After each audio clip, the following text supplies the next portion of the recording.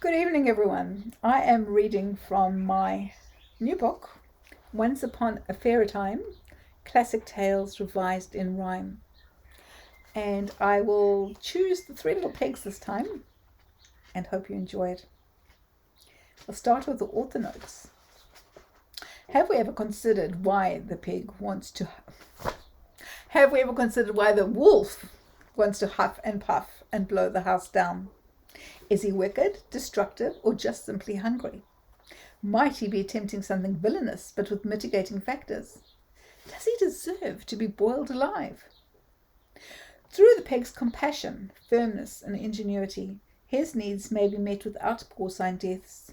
Thus, through empathy and sympathy, terrible carnage might be transmuted to friendship and community. If I can just show you this beautiful illustration.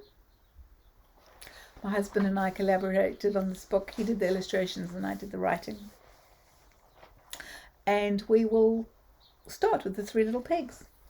Three little pigs all live together, but now start to wonder whether they should each build a house made of straw, or perhaps glass for the windows and wood for the floor, or maybe a house made of plywood and paper. One thinks, dry mud might be smarter and safer. Each has his musings, his thoughts on the matter. Bricks might take long, says the foresaid or latter. They can't quite decide, but think they might each build a bold house no wolf might dare breach. The first builds straw, a straw hut, a type of teepee. He makes it quite soon and is soon playing free. The second tries wood, a house of just sticks, planks tied together much faster than bricks. Soon he is playing with dear baby brother, which leaves the last pig, that earnest pink other, who thinks it quite worth the time it might take to build a tough house, a house that won't break. So he doesn't go out and kick a big ball. He doesn't play cards or skipping at all. He just bakes himself bricks from Red River clay, cementing them high, each fine with a day. The work is quite tiring. He wishes to stop, but the house is not done. It's missing its top. So he carries on building, muttering in truth, but at last he's made tiles for chimney and roof. Finally, he's done it.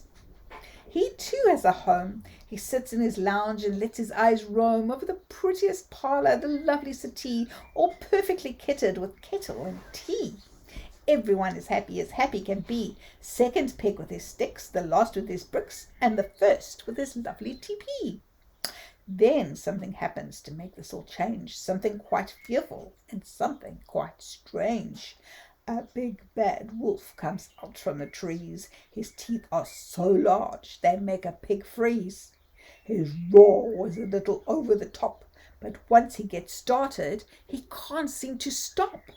Little pig, let me come in. Not by the hair of my chinny chin chin. Then I'll huff and I'll puff, and I'll blow your house in. And by golly gosh, he did. There was straw on the floor and straw in his hair, hay and dry grasses everywhere. The pig looked at wolf, the wolf looked at pig. Then they ran and they rushed with a jiggity jig. Piggy was fast from hopscotch and skipping. Wolf was stone lost from big paws and tripping. The piggy rushed to the house of sticks, far too far the house of bricks. He slammed the door shut with both bolt and a nut, and the wolf said, little pigs, let me come in. Not by the hair of our chinny chin chins. Then I'll huff and I'll puff and I'll blow your house in. And he did. The wood and the planks, the sticks and the nails came crashing and bashing on pigs and on tails. Ouch, said the wolf. Ouch, cried the pigs, as they rushed to their brother and jiggity jig. The wolf limped behind, a nail in his paw. So sadly he knocked on the window and door. Little pigs, let me come in. Not by the hair of our chinny chin chins. Then I'll huff and I'll puff and I'll blow your house in. So he huffed and he puffed and he puffed and he huffed, but the little brick house stood up to the test, and the saddened poor wolf took a tiny wolf rest. Oh dear, he moaned, it's hard to be me. I'm not vegetarian. I need piggies 3.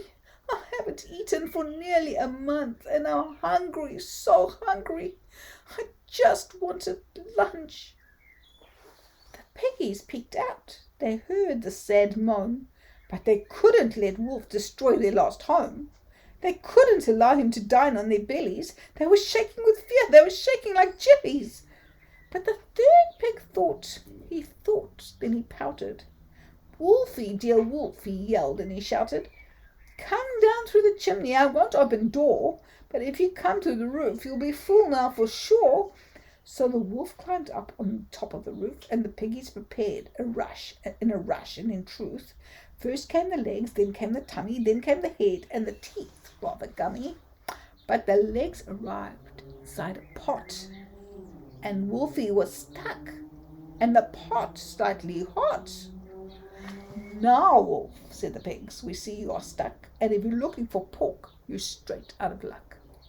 But we're sorry you're hungry. That's really not good. So if you're much less mean and a whole lot more good, we'll give you a meal. Not ham, but roast chicken and buns and some butter and lard finger lickin'. We'll douse all these flames so you've no need to worry, but only in truth if you're sad and you're sorry. The wolf agreed he was, and has the most delicious meal in his life. Roast chicken and burgers with fork and with knife, then shawarma and pita, stroganoff stew for both chef and fine baker as pig number 2. Soon he is too full to eat his new friends, but he's gained huff and his puff to make certain amends. He huffs and he puffs the old wood away. He huffs and he puffs the straw and the hay into neat little bundles, bundles more ready for hearth and for fire, but not a home all unsteady. For he carries and fetches more mud for more bricks, as he clears a new path and huffs away sticks. He builds 3 new houses, 2 for 2 pigs, and a 3rd for himself with a jiggity jig. Now he's a pig in wolf's clothing. Oh yes he is. See the 4 strong brick houses, 3 small and 1 big. And that's the way you live happily ever after in Once Upon a Fairy Time.